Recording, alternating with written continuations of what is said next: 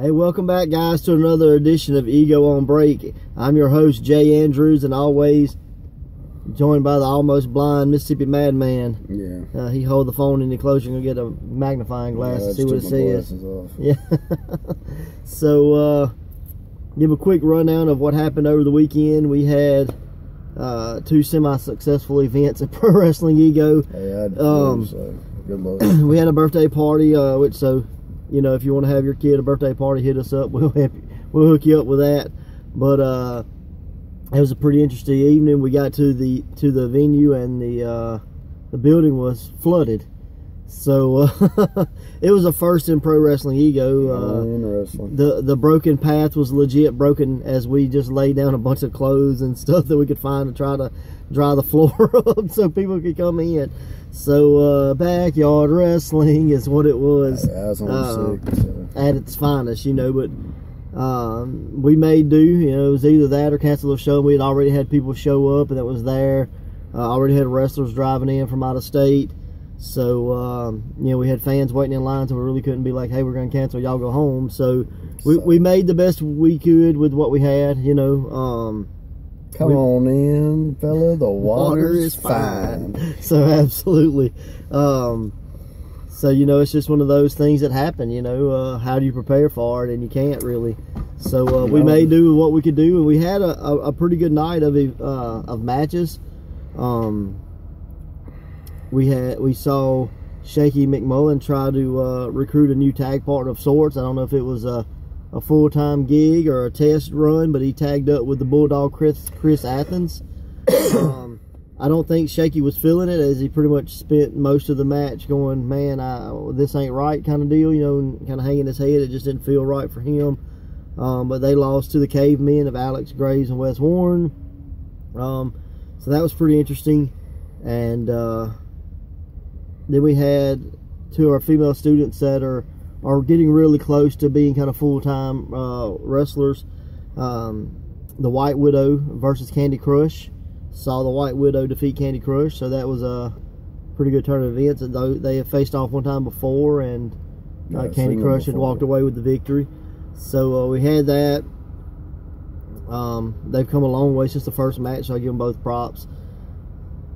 See, then we saw... Gotta start somewhere. Yeah, absolutely. Got to start somewhere. Saw an awesome triple threat match between Orion Taylor, newcomer Kevin Ryan, and Lights Camera and Action. And Orion Taylor walked away with the victory, showing why he is pretty much the dominant high flyer in the group. So kudos to Orion Taylor for that victory. And then we saw Joshua Hagan return to Pro Wrestling Ego. He hadn't been here in a while, and he faced off against Chuck McMullen. And he defeated Chuck. So a pretty good return for Mr. O'Hagan. Yeah. And then this is where things got interesting. During the week, J.D. Jenkins, the former Boot Boy Bubbler, had called out Erik Silva and said, "Leave the monsters at home. I want to fight. You know, I'm calling you out." And Silva said, "No, I didn't beat you. I didn't forced your team to break up. You know, I have nothing else to prove." I agree. You know, took the tag titles off of you, you know, and the path only fights for purpose or profit.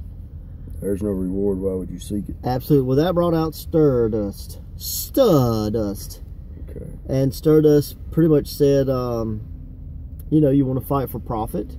In this loot case, this briefcase, this Stardust Stir Search container that he had, the contents were valued at $10,000, and if profit was what Silva was looking for, profit could be what he could have. I'll kick the crap out of some of $10,000. Well, that was my thought too. So we got to see Silva and the new J.D. Jenkins, or the former Boot Boy Bubbler, face off, and just pretty much just a fight. It was a brawl. It wasn't much wrestling. It was just... Was it a certified fight? It was very certified. J.D. Jenkins walked away the winner, and said, before he gets to the Teletubby, as he called him. Who's the Teletubby? Stardust. Purple Teletubby. You know, his television thing show video games, right? Yeah, something like that. So, he said he's setting his sights on the Pride Championship. So, he was like, you know, it's vacant. I want it. And then Stardust told him, you know, I don't know if you're blind, but Titty Witty or whatever the Teletubby's name is, Stardust knew what it was. I have no idea. Says he's the wrong shade of purple. I'm more of a northwestern purple. And if you wanted to insult me, you should have called me Grimace, not Teletubby. He's like, I have to trash talk myself. These are the type of losers I have to deal with here. But he did honor his word. He gave JD Jenkins the briefcase with the contents being valued at $10,000, and I don't know how many people would agree that it was valued at $10,000. It was an autographed picture of Stardust, which JD Jenkins proceeded to stomp. I'll say it could have cost him $10,000 to get the picture made. Could have been, yeah. But he did say that it would only go up in value. So I guess that's true. Kind of like an autographed baseball card. Yeah. So maybe one day it'll be worth $10,000. That's maybe what he meant. Maybe the frame was worth like $10,000. Well, either way, it got broke and put in the trash. So it's valued at $0. That sucks. I'd like to have that. Yeah, that's what I said.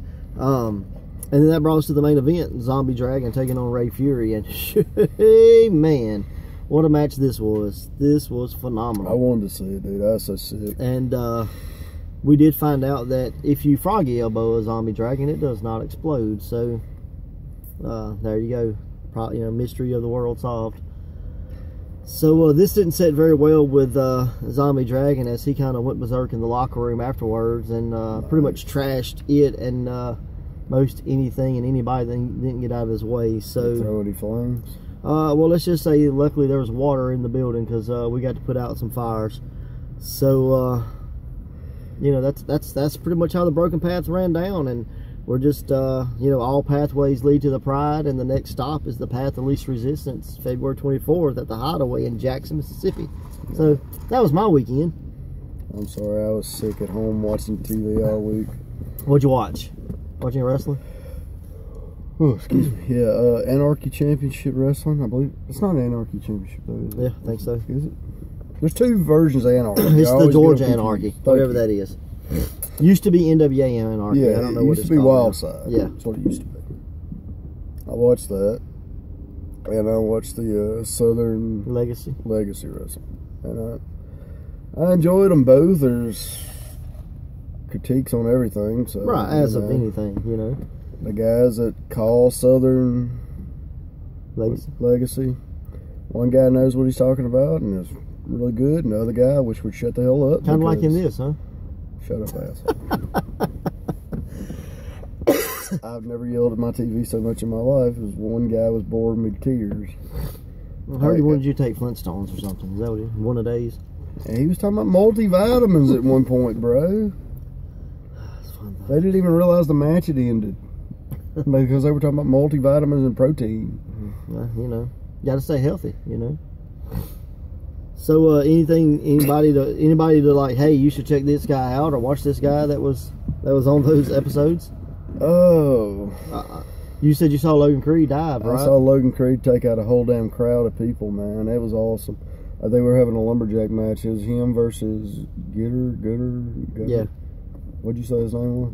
I think it's Jitter. Jitter, that's it. Yeah. Sorry. Gitter, I'm bad with Jitter. names. Yeah.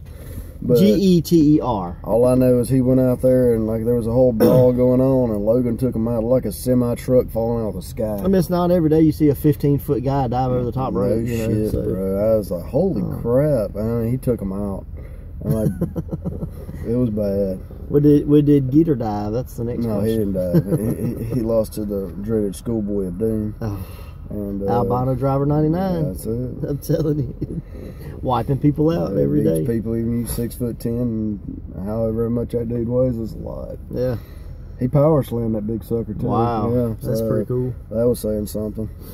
Yeah, for sure. And then I got to watch Kyle Matthews. He wrestled Jason Cade. No, it wasn't Jason. Damn it. Kincaid. Why am I so bad with names? I have no idea. Anyway, he wrestled their champion. Okay. And it was very, very good match. Long, but it was good. Yeah. And folks don't realize, Kyle Matthews is taking over the Nightmare. Yeah, that's what I was supposed to say. Took it after Ted Allen. Well, see, I didn't realize he had mm-hmm. been with him and trained him, and I was like, that's really cool, because when I read I was just watching. I saw Kyle Matthews. I was like, cool. And then the guy come out in the mask. I'm like, who the hell is this? Because like the body looked familiar, you know what I mean? But I'm like, and then they got to explain it on television. I was like, oh, okay, cool. And Kyle just announced that this would be his last year. He's got till August, and kind of put out a list of guys he'd like to wrestle. That sucks, dude. He's a great wrestler. Yeah, and you know this is I think going on 16th year, maybe 15th, 16th year. So I mean he's been around for a while, so it's kind of understandable. You know, he's a relatively new dad. He's he had just recently got married in the last couple of years. I say recently, you know, in wrestling 3 years ago was Southern recently. A champions. You know, the very first Southern A champion. So kudos to Kyle, and I can't wait to see kind of how his career ends. You know, wraps up. So.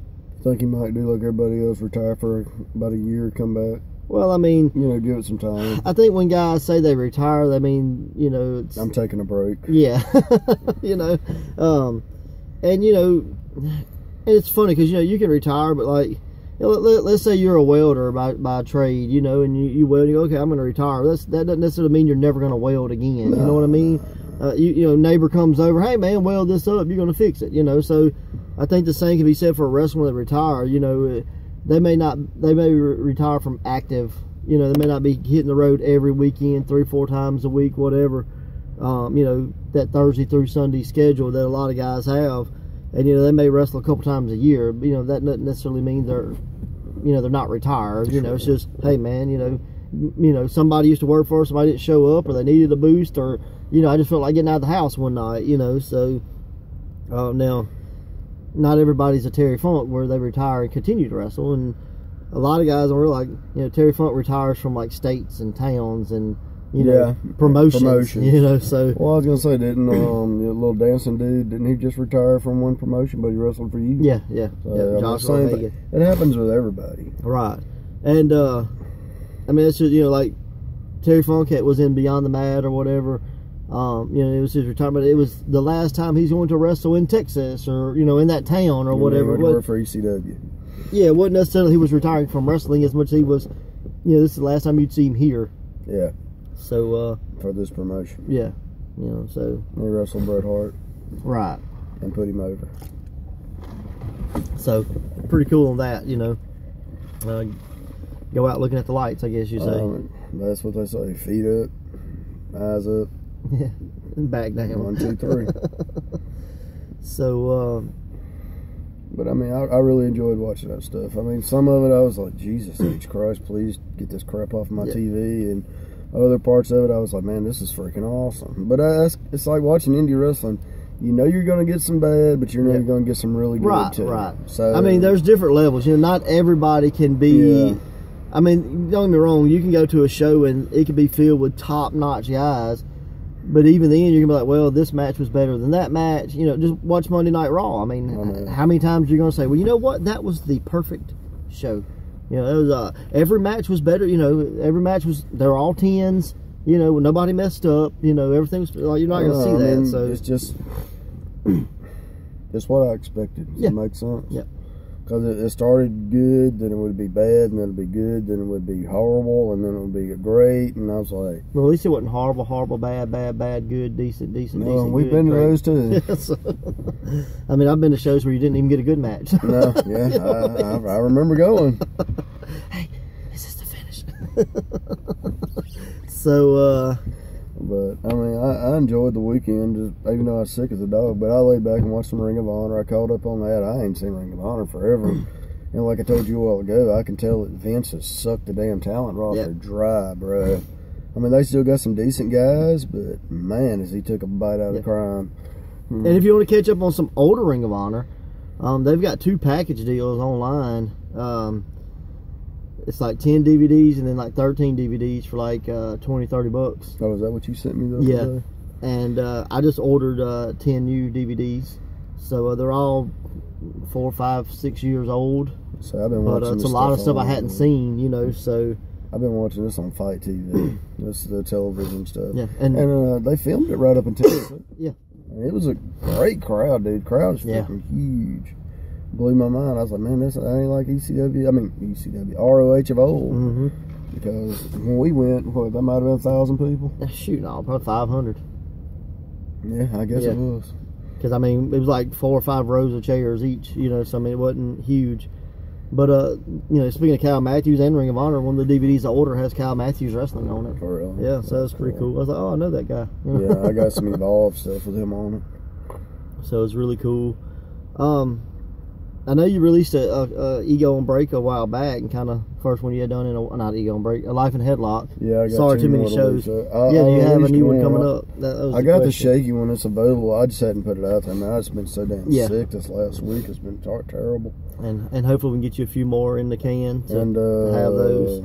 I bet Big K. I'm gonna probably put it out next week. That'd be fun. But I'm gonna put shakies out there more. I just hadn't pushed it. It's available. Anybody wants to go see it, just go to Shake Carl's. Oh, is it on up? YouTube. Yeah, it's up. Okay, I have to go watch it. I hadn't shared it. Like I said, I've been sick, man. And but I'll send it out some when I get home today. And check back with the I guess subscribe to the YouTube channel that we have here. We're starting to put up some more stuff, put up some exclusive interviews. I launched a new show this week in Pro Wrestling Ego.